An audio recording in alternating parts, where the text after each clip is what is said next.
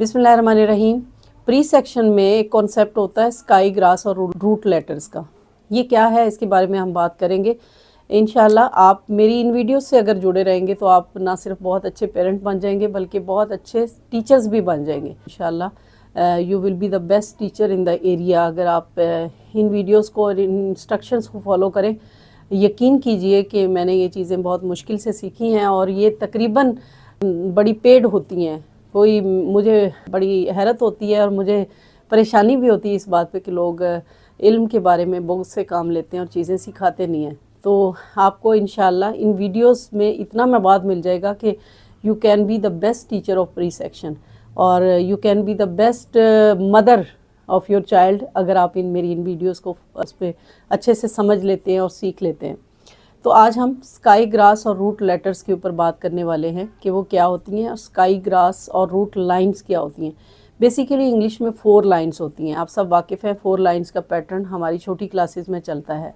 English की जब हम ABC की राइटिंग करते हैं तो 4 लाइंस के ऊपर करते हैं। फर्स्ट लाइन को जो सबसे ऊपर वाली लाइन है आप तस्वीर में देख रहे हैं, that is the sky line. और जो सेकंड उससे लाइन होती है that is the grass line, क्योंकि ग्रास थोड़ी सरफेस से ऊपर होती है ना। तो जो थर्ड लाइन होती that is the second grass line. What is the first line called? The first line is sky line, the second one is the grass line and the third one is the second grass line. इसको कुछ और लोग कुछ और नाम भी देते हैं, तो ये इजी है, दैट इज़ वाई मैंने आपको ये नाम दिया है। Sky line, first grass line, second grass line and at the end root line. Roots चूँकि नीचे होती हैं तो सबसे नीचे वाली लाइन को रूट लाइन कहते हैं।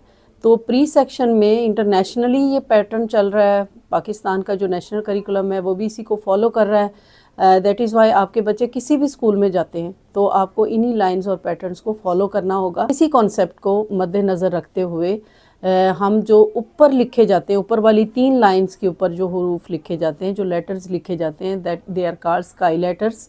और जो दरमियान की 2 लाइंस के ऊपर यानी दोनों ग्रास लाइंस के ऊपर जो लेटर्स लिखे जाते हैं they are the grass letters. और जो नीचे वाली 3 लाइंस के ऊपर लेटर्स लिखे जाते हैं they are the root letters.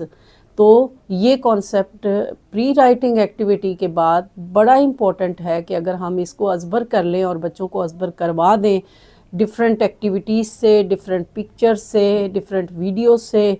Sky, आप स्काई का कलर समझते हैं, आप स्काई की शक्ल आपको याद है तो आप स्काई लाइंस को स्काई से शो कर दें। बोर्ड के ऊपर आप काम करवा रहे हैं तो आप स्काई को स्काई से शो कर दें, बादल लगा दें, आसमान बना दें। और जो ग्रास है उसका भी कॉन्सेप्ट आप ग्रास से कट करके उसके बोर्ड के ऊपर शो कर दें।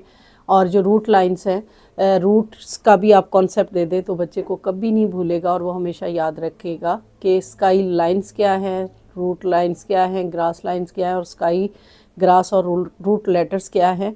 और इंग्लिश का जो आपका अल्फ़ाबेट है जिसमें 26 लेटर्स हैं, इसमें हम स्मॉल ABC यानी लोअर केस पहले कराते हैं। उसकी रीज़न भी इंशाल्लाह मैं आपको बताऊंगी। उसके जो 13 लेटर्स हैं 26 में से वो ग्रास लाइंस के ऊपर लिखे जाते हैं। That is very important. उम्मीद है आपको ये वीडियो अच्छी लगी होगी। सी यू लेटर इंशाल्लाह। अल्लाह हाफ़िज़।